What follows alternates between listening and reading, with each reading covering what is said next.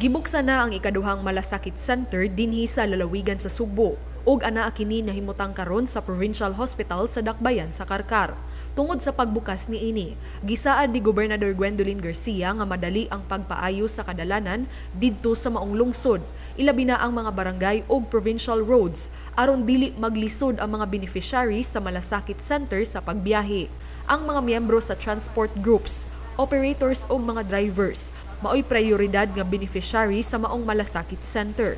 Gibuksan kini kaniadtong Abril 27 atol mismo sa kasaulugan sa ika-500 nga kadaugan sa Mactan.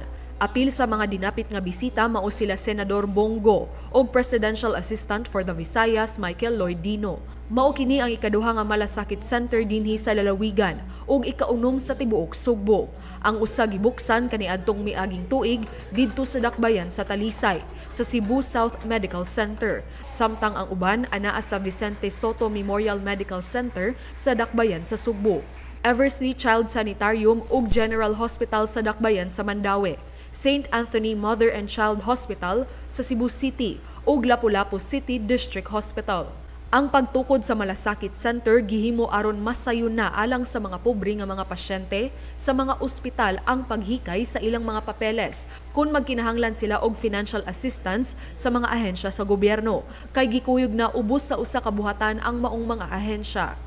Ang DSWD maoy naglista sa mga unang makabenepisyo sa malasakit center sa Dakbayan sa Karkar, nga gilangkuban sa mga transport groups sama sa Karkar Habal-Habal Drivers Association (KONCAHADA), Tricycle Operators and Drivers Association, Karkar Delicacies Vendors Association (KONCARDEVA) ug uban pa.